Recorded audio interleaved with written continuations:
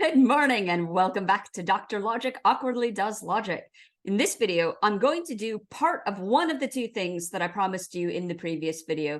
Namely, we're going to look at my claim that k plus t plus 4 plus b is an equivalent axiomatization for the original axiomatization of S5 that I gave, namely k plus t plus e. Now, what does it mean to be an equivalent axiomatization? It means that both sets of axioms give rise to exactly the same theorems. So this gives us an idea of what it is that we need to do when we are trying to prove this. It will be easier to see this if we've got the whiteboard up. So here we go. So let's just remember that kind of our original version, our original axiomatization of S5 had axiom K plus axiom T plus axiom E.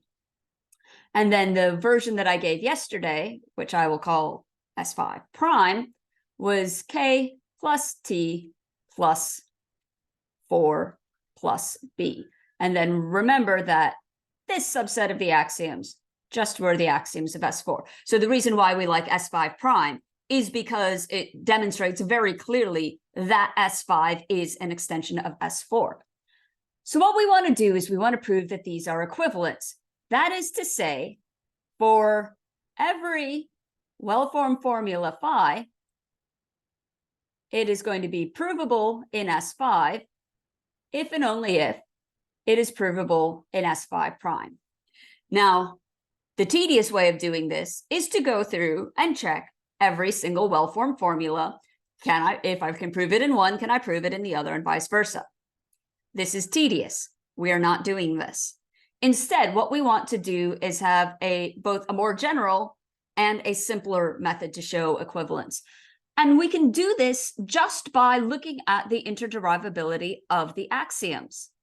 So we've got K in both of them, T in both of them.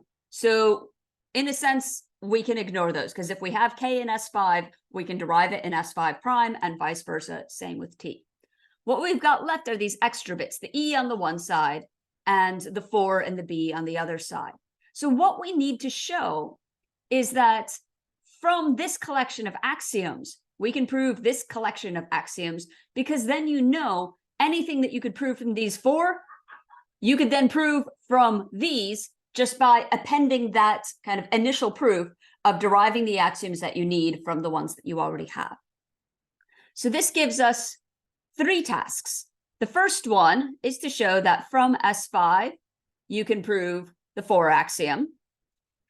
And from S5, you can prove the B axiom.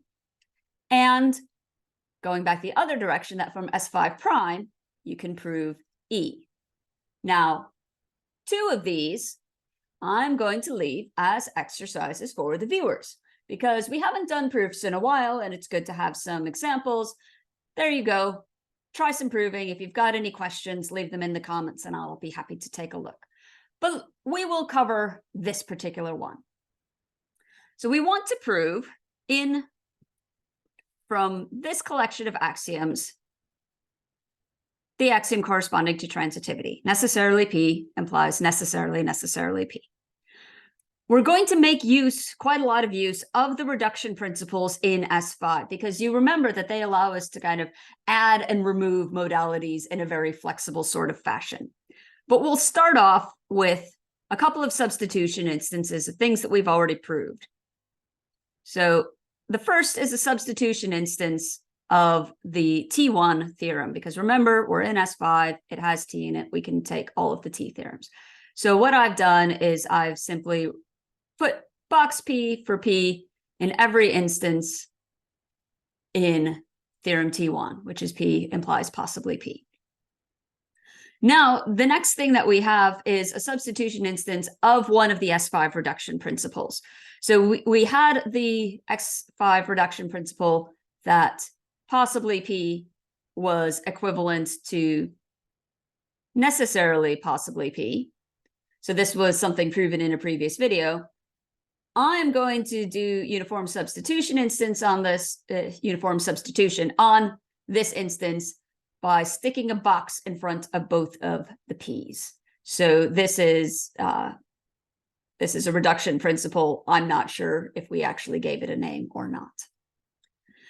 This is a biconditional. Propositional logic tells us that we also have each individual conditional in it. So I'm just going to break this up, say possibly, necessarily P implies necessarily, possibly, necessarily P. So that's just propositional logic on the biconditional.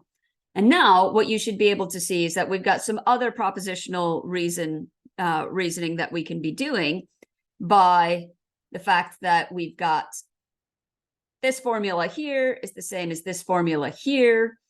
And this will be something useful because what we eventually want to do is attach, kind of connect this to this. And necessarily P is the antecedent that we have here.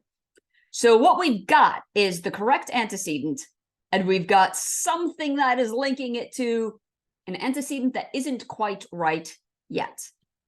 But remember that we have another equivalence, which follows from the same one that was kind of the basis of our substitution instance in line 2, which says that necessarily phi is equivalent to possibly necessarily phi, which means that using the substitution of equivalence rule on line 3, citing this formula, we can essentially delete that diamond.